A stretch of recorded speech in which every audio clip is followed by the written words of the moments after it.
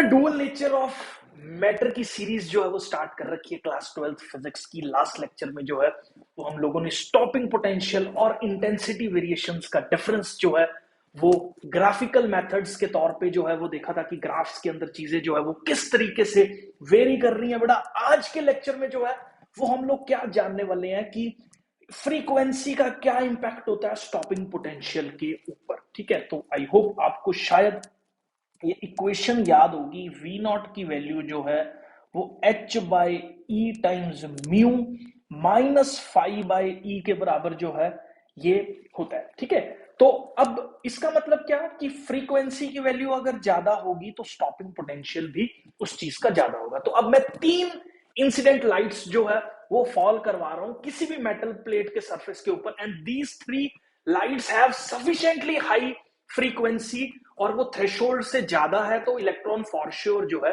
वो एमिट हो रहा है। तो आप एक चीज समझ लो कि अगर मेरे पास फ्रीक्वेंसी की वैल्यू ज्यादा है तो स्टॉपिंग पोटेंशियल मेरे पास जो है वो ज्यादा रहेगा। तो आप यहां पे देखो मेरे पास यहाँ पे तीन स्टॉपिंग पोटेंशियल्स है और यहाँ पे तीन फ्रीक्वेंसीज की लाइट जो है वो मैं फॉल करवा रहा हूं। तो एक चीज तो एकदम क्रिस्टल क्लियर शायद आपको होगी कि जितनी फ्रीक्वेंसी ज्यादा उतना स्टॉपिंग पोटेंशियल ज्यादा।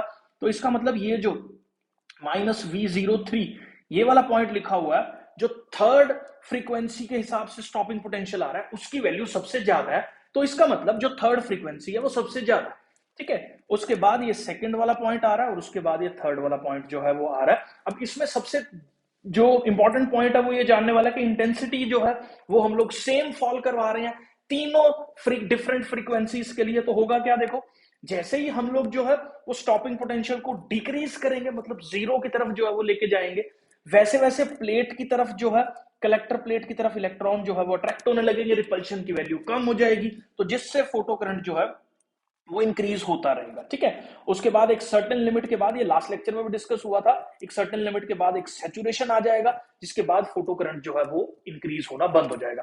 अब क्वेश्चन आता है सैचुरेशन इस पॉइंट पे भी सेम आ रहा है, इस पॉइंट पे भी सेम आ रहा है, तो क्या जो हमारे पास एक पीक वैल्यू है जो हम लोग फोटो करंट की अचीव कर रहे हैं डिफरेंट फ्रीक्वेंसीज के लिए, क्या उसके अंदर सैचुरेशन करंट सेम रहेगा? तो आंसर है यस। अगर मैं एक पर्टिकुलर जो है वो इंटेंसिटी की रेडिएशन फॉल करवा रहा हूं, इंटेंसिटी का मतलब है सिंपल सी बात समझो, देखो मान लो एक 100 हर्ट्ज की फ्रीक्वेंसी है, एक 200 की है, एक 300 की है, तीनों डिफरेंट फ्रीक्वेंसीज के मैं 50-50 फोटोन्स जो है वो स्ट्राइक करवा रहा हूं। तो इसका मतलब जो मैक्सिमम नंबर ऑफ इलेक्ट्रॉन्स इस पर्टिकुलर प्लेट से इजेक्ट होंगे पर यूनिट टाइम वो 50 ही तो होंगे, चाहे वो ए केस ले लो, चाहे बी ले लो, चाहे सी ले लो। तो मैक्सिमम जो इलेक्ट्रॉन्स जो एमिट होने वाले हैं फोटोन्स के मेटल प्लेट से स्ट्राइक करने के बाद वो तो एक फिक्स नंबर पे ही रहेंगे, क्योंकि वो पर्टिकुलर नंबर ऑफ इलेक्ट्रॉन्स तो इंटेंसिटी पे डिपेंड कर रहे हैं। तो इंटेंसिटी क्योंकि तीनों केसेस के अंदर सेम है, तो जिसकी वजह से हमारे पास ये जो ग्राफ है वो इस तरह की वेरिएशंस को जो है वो ले लेता है। आप ये चीज जो है वो नोट कर लो। नेक्स्ट स्लाइड में बेटा जी मैं मूव कर रहा हूं, तो यहां पे देखो स्टॉपिंग पोटेंशियल ये रहता है, तो ग्राफ में क्या मेंशन है, इंटेंसिटी हमने सेम ले ली। ठीक है, तो ये सारा का सारा जो है वो आप लोग यहाँ पे नोट कर लो। ये सारा कॉन्सेप्ट जो है वो मैं आप लोगों को बता चुका हूं। तो बेटा जी ये ग्राफ्स जो है वो हम लोगों के मोस्टली इस चैप्टर के खत्म हो गए हैं। आगे हम लोग जो है वो क्या देखने वाले हैं कि फोटो इलेक्ट्रिक इफेक्ट, और अगर मैं उस फोटो इलेक्ट्रिक इफेक्ट को वेव थ्योरी के साथ जो है वो कंपेयर करूं तो कौन से ऐसे पॉइंट्स हैं जो हम लोगों के पास नहीं रीच आउट हो पाते, मतलब फोटो इलेक्ट्रिक इफेक्ट जो है वो वेव थ्योरी से ही हम लोग क्यों एक्सप्लेन नहीं कर पाते, पार्टिकल नेचर ऑफ लाइट को ही हम लोग जो है वो क्यों कंसिडरेशन के अंदर ले रहे हैं।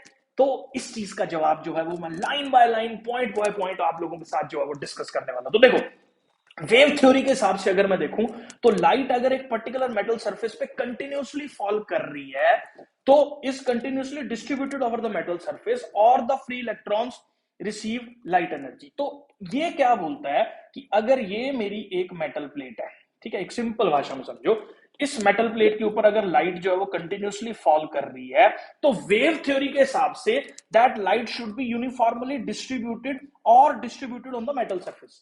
ठीक है, तो ये वेव थ्योरी का कॉन्सेप्ट है कि वेव्स के अंदर जो है आप इवन आपने अगर देखा हो तो वेव्स के अंदर एक डिस्ट्रीब्यूशन का कॉन्सेप्ट जो है वो रहता है, तो एनर्जीज जो है वो डिस्ट्रीब्यूट हो जाएंगी पूरे के पूरे मेटल सरफेस के ऊपर, जो कि पार्टिकल नेचर के अंदर नहीं होता। दूसरा, electron may be ejected only when it requires energy more than the work function. तो ये कॉन्सेप्ट ठीक है कि इलेक्ट्रॉन जो है वो तभी इजेक्ट होगा जब वो वर्क फंक्शन से ज्यादा एनर्जी जो है वो लेगा। अगर वही लो इंटेंसिटी सोर्स को जो है वो घंटों इस्तेमाल करें तो before an electron acquires this much energy from the light. तो ये जो है ये बड़ा इंपॉर्टेंट पॉइंट है। If we use low intensity source, अगर मैं कम इंटेंसिटी का सोर्स यूज करूं, मतलब कम नंबर ऑफ फोटोन्स जो है वो मैं स्ट्राइक करवाऊं, लेकिन सफिशिएंटली हाई एनर्जी के, तो भी इलेक्ट्रॉन्स जो हैं वो हमारे पास क्या होंगे, इजेक्ट होंगे। It should take hours before an electron acquires this much energy from the light. तो लेकिन ऐसा जो है, ये कॉन्सेप्ट को एक बार मैं फिर से आप लोगों को जो है वो बता रहा हूं। दो नेचर्स अपने दिमाग में बिठा लो, एक पार्टिकल नेचर, दूसरी वेव नेचर। अगर मैं वेव नेचर की बात करूं तो लो इंटेंसिटी सोर्स का मतलब है लो एनर्जी, ठीक है। लो इंटेंसिटी का मतलब है लो एनर्जी। तो लो एनर्जी वाले अगर मैं कॉन्सेप्ट के हिसाब से आप लोगों को वेव नेचर के हिसाब से बात करूं तो घंटों लग जाएंगे बहुत सारी इलेक्ट्रॉन को उस पर्टिकुलर एनर्जी को गेन करने में। और जो है वो, क्योंकि एनर्जी तो यूनिफॉर्मली डिस्ट्रीब्यूट हो रही है, जितनी एनर्जी हम डाल रहे हैं वो यूनिफॉर्मली डिस्ट्रीब्यूट हो रही है, क्योंकि नंबर ऑफ फोटोन्स कम आ रहे हैं मेटल प्लेट के ऊपर, तो इसलिए कम एनर्जी हम लोग वेव कॉन्सेप्ट के हिसाब से देखते हैं, जो कि गलत है कि कम नंबर ऑफ इलेक्ट्रॉन्स जो है वो आ रहे हैं। इसके हिसाब से जो है अगर हम लोग देखें तो कम एनर्जीज जो है वो रिसीव कर रहा, तो कम एनर्जी रिसीव कर रहा तो घंटों लग जाएंगे मेटल के इलेक्ट्रॉन को इजेक्ट होने में, लेकिन ऐसा नहीं होता, ठीक है। ऐसा नहीं होता, इसीलिए वेव थ्योरी जो है वो इस चीज को एस्टेब्लिश जो है वो नहीं कर पाती, क्योंकि फोटोन तो फट से एक फोटोन आएगा तो एक इलेक्ट्रॉन जो है वो इजेक्ट कर देगा, घंटों घंटों का तो काम ही नहीं है, इंस्टेंटेनियस प्रोसेस जो है ये रहता है। लेकिन अगर हम वेव थ्योरी के हिसाब से समझे तो लो इंटेंसिटी सोर्स का मतलब हम लोग कम एनर्जी पर यूनिट टाइम जो है मेटल प्लेट के ऊपर फॉल कर रही है, तो वो पर्टिकुलर एनर्जी गेन करने में बहुत ज्यादा टाइम लग जाता है, जो कि ऐसा नहीं होता। आगे अगर हम लोग बात करें, in this period there will be so many collisions and there is no photoelectric emission. तो देखो, क्योंकि एनर्जीज जो है वो डिस्ट्रीब्यूट हो रही है कंटिन्यूअसली, और इलेक्ट्रॉन्स जो है एनर्जी गेन करके बहुत सारे कोलिजन्स जो है वो टेक प्लेस करेंगे, जिससे फोटो इलेक्ट्रिक इफेक्ट नहीं होगा। No matter how small is the intensity वो use, the photo electric is emitted without any appreciable delay. लेकिन एक्चुअल में क्या होता है कि जितनी मर्जी लो इंटेंसिटी बीम यूज कर लो आप लोग, फोटो इलेक्ट्रिक इफेक्ट तो साथ के साथ इंस्टेंटेनियसली हो जाता है, क्योंकि इसको फोटोन रिसीव करना है, इलेक्ट्रॉन पे स्ट्राइक करना है, और इंस्टेंटेनियसली जो है वो हम लोगों के पास फोटो इलेक्ट्रिक इफेक्ट का टेक प्लेस होना। लेकिन अगर मैं फोटोन थ्योरी की बात करूं तो यहां पे देखो, वेव थ्योरी के हिसाब से जो है हम लोगों के पास लो इंटेंसिटी सोर्स का मतलब है कम energy per unit time flow करना। अब फोटोन थ्योरी के हिसाब से करो तो low intensity means lesser number of photons and lesser number of electrons gets chance to absorb, ठीक है। तो लो इंटेंसिटी का मतलब सिर्फ लेसर नंबर ऑफ फोटोन्स है, लेसर नंबर ऑफ एनर्जी की बात हम लोग यहां पे नहीं कर रहे। तो फोटोन अगर सफिशिएंटली हाई एनर्जी का जो है वो फॉल कर रहा है, तो if a free electron inside the photosensitive metal with the work function phi is given energy greater than phi, it may be emitted, it is not compulsory that it is emitted out of the surface. तो ये may be emitted का concept क्या है, तो जरूरी नहीं है कि इलेक्ट्रॉन एमिट होगा।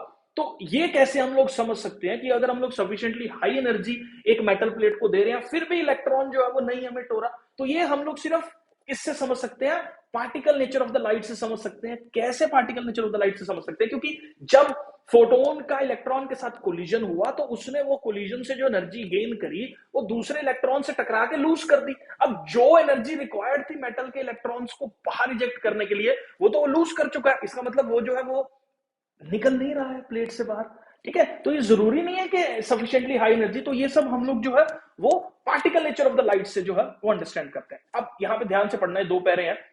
It may happen that the electron loses energy, ये मैंने सारा समझा दिया कि इलेक्ट्रॉन जो है वो लूज कर रहा है एनर्जी, ठीक है, जिसकी वजह से जो है वो जरूरी नहीं है कि एमिट हो। If the free electron near the photosensitive metal with is sufficiently greater than it may be emitted, it is not compulsory. ये जो है ये कॉन्सेप्ट में, आई होप बेटा जी आपको ये क्लियर है। तो एक बार सिंपल लैंग्वेज में इसको फिर से समराइज कर देता हूं कि वेव थ्योरी के कॉन्सेप्ट में लो इंटेंसिटी का मतलब है लो एनर्जी हम लोग डाल रहे हैं, ठीक है, क्योंकि एनर्जीज यूनिफॉर्मली डिस्ट्रीब्यूटेड हो रही हैं। जो एनर्जी हम लोग लाइट से रिसीव कर रहे हैं यूनिफॉर्मली डिस्ट्रीब्यूटेड होता है वेव थ्योरी के हिसाब से। लेकिन वेव थ्योरी यहां पे एप्लीकेबल नहीं है। क्यों एप्लीकेबल नहीं है? क्योंकि लो इंटेंसिटी बीम जो है उसका मतलब सिर्फ लेसर नंबर ऑफ फोटोन्स होता है। इवन मैं एक फोटोन स्ट्राइक करा रहा हूं तो भी इलेक्ट्रॉन जो है वो एमिट हो जाता है, इंस्टेंटेनियसली एमिट हो जाता है। इसका मतलब कोई भी एप्रिशिएबल डिले उसमें देखने को प्रैक्टिकली नहीं मिलता, जिसकी वजह से जो है हम लोग ये बोलते हैं कि ये particle nature of the light को जो है वो फॉलो करने वाली चीजें हैं। तो सिंपल्स अपने दिमाग में बिठा लो, फोटो इलेक्ट्रिक इफेक्ट मतलब पार्टिकल नेचर ऑफ लाइट, ठीक है। अब इसके बाद बेटा हम लोग देखेंगे relation between the wavelength and the accelerating potential. तो इसके अंदर देखो, तो काइनेटिक एनर्जी जो है ये बहुत इंपॉर्टेंट पॉइंट्स हैं, इसको ध्यान से समझ लेना आप लोग। इसको मैं यहाँ पे लिख रहा हूँ। तो जो काइनेटिक एनर्जी होती है बेटा जी हम लोगों के पास, इसको मैं पेन से लिख देता हूँ। तो E की जो वैल्यू होती है वो हम लोगों के पास किसके बराबर है, हाफ mv² जो है वो रहती है। अब हम लोगों ने फिजिक्स में रिलेशन पढ़ रखा है, इसको हम लोग p²/2m भी बोल सकते हैं, और p जो है वो मोमेंटम है जिसकी वैल्यू m इंटू वी के बराबर जो है वो रहती है। ठीक है, तो अगर मैं यहां से p की बात करूं तो p is equal to 2me का अंडर रूट जो है वो यहाँ पे हमारे पास p आ जाता है। अब लैम्डा किसके बराबर होता है, h अपॉन p। ये डी ब्रॉगली इक्वेशन के हिसाब से अगर हम लोग बात करें तो यहाँ पे क्या आ गया, h अपॉन 2me का अंडर रूट जो है वो हम लोगों के पास यहाँ पे लैम्डा डी ब्रॉगली वेवलेंथ की वैल्यू जो है वो आ। तो सिंपल भाषा में एक बार फिर देख लो, काइनेटिक एनर्जी जो है वो हाफ mv² होती है, ये p²/2m के बराबर है। तो p की वैल्यू mv के बराबर है, तो यहाँ से mv जो है वो 2me का अंडर रूट आ गया। डी ब्रॉगली रिलेशन के हिसाब से लैम्डा की वैल्यू h अपॉन mv जो है वो होती है। अगले पेज पे देखो हम लोग क्या कर रहे हैं, यही लैम्डा की वैल्यू h अपॉन mv की जगह जो है वो हम लोग 2me जो है वो यहाँ पे पुट कर देते हैं। अब कितनी एनर्जी लग रही है, तो दैट इज E टाइम्स जो है स्मॉल e टाइम्स v। क्यों, क्योंकि वर्क डन जो है वो चार्ज इंटू पोटेंशियल के बराबर रहता है। तो यहाँ वैल्यू पुट कर दो, तो लैम्डा की वैल्यू जो है वो h अपॉन 2mev का अंडर रूट हो गया। ठीक है, तो यहाँ पे जो है जब हम लोग ये, क्योंकि देखो आप m भी कांस्टेंट है, e भी कांस्टेंट है, h भी कांस्टेंट है, मास ऑफ इलेक्ट्रॉन भी कांस्टेंट है, चार्ज ऑन इलेक्ट्रॉन भी कांस्टेंट है, और ये तो प्लैंक्स कांस्टेंट है ही है। अगर मैं ये सारी वैल्यूज इसके अंदर सब्स्टिट्यूट कर दूं ना, तो लैम्डा की जो वैल्यू है मेरे पास 1.227 by under root V nanometre के बराबर जो है वो यहाँ पे आ जाती है, ये सारे कांस्टेंट्स की वैल्यू जो है वो पुट करके। आई होप बेटा जी आपको ये वाला जो कॉन्सेप्ट है वो क्लियर है। तो सिंपल अगर मैं बोल दूं कि इलेक्ट्रॉन जो है वो 100 वोल्ट्स पे एक्सेलरेट कर रहा है तो उसकी कितनी वेवलेंथ जो है वो होगी, तो बहुत सिंपल है, 1.227 बाय अंडर रूट 100 कर दो विच इज 10, तो 0.1277 या 1227 नैनोमीटर के बराबर जो है वो वेवलेंथ्स को जनरेट करेगा। आई होप बेटा जी ये क्लियर है। नेक्स्ट लेक्चर्स में जो है वो मैं कुछ न्यूमेरिकल्स टेकअप करूंगा, और ये मोस्टली इसका थ्योरी कॉन्सेप्ट जो भी इस बार के सिलेबस में है वो हम लोगों का खत्म है। जर्मन डेविसन एक्सपेरिमेंट जो है इस बार के सिलेबस में नहीं था तो मैं अभी नहीं करवा रहा। वीडियोस आपको अच्छे लग रहे हैं तो चैनल को सब्सक्राइब करना प्लीज मत भूलिए, लाइक और शेयर कर दीजिए। Thank you, thanks a lot.